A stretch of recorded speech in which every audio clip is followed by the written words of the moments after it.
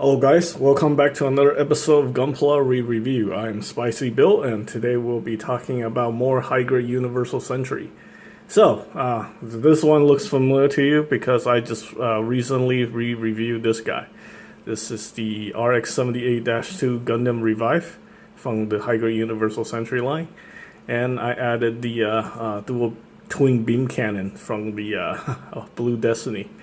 Just just to see how it looks like on this kit.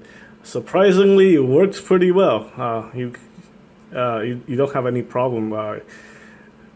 You should not have any problem using this weapon on this kit. Even though it doesn't slot into the forearm, it's held in there perfectly fine. So that looks really good. And right here we have the original version of the RX-78-2, the high-grade Universal Century version. This time I just have it repainted into this the RX-78-1 color scheme. I basically the story is I originally gave this kit to one of my relatives to teach him how to paint.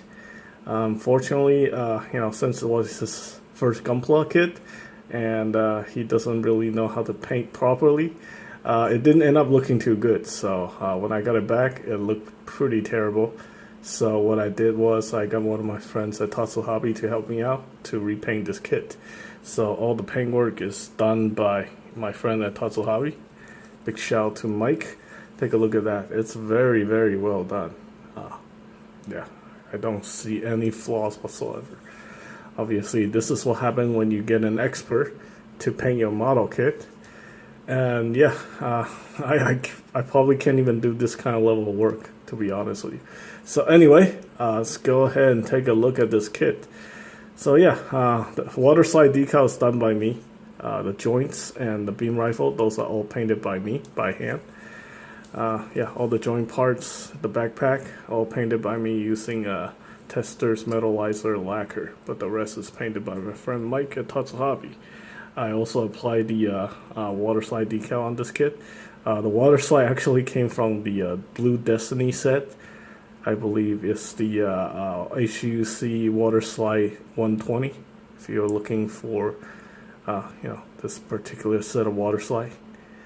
And yeah, also the Federation symbol right there. I really like the way this thing turned out. I think it looks pretty damn cool. So anyway, you can see the articulation is very limited. It's got the old style ball joint to the hip right there. No double jointed knee, just single bent right here.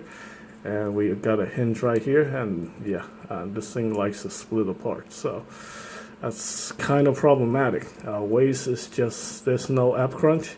Just straight peg to the polycap. The front skirt can be articulated. The side skirt can be articulated as well.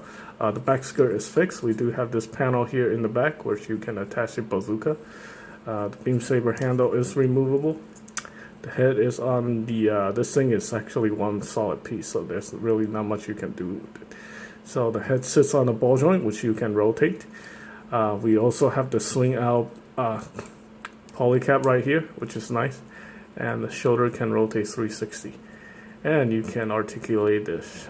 Arm can go perpendicular. We got bicep swivel, single bend at the elbow, and a ball jointed wrist. And yeah, that is pretty much it for this kit. You can see the proportion is significantly different. Obviously, the original version has the head is slightly larger. You can see this is like the I think the original Gundam designers. That's how all the Gundam kits or all the Gundams are drawn in this particular fashion. More humanoid body shape, while newer kits are more like inspired by Hajime Katoki, the new mech designer, and he likes to make kits with skinnier legs, longer legs, smaller torso, and smaller head. It's like a triangle. Like I said before, this is more like a rectangle. You can see that, but this is more like a triangle. That's what he's going for. And yeah, like the new Revive version, obviously have different proportions and, better articulation, double jointed knees, a lot more part separation there. We have ab crunch now.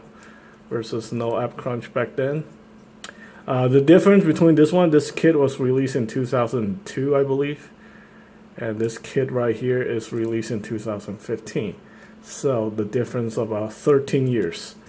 So yeah, that's you can see the difference in technology.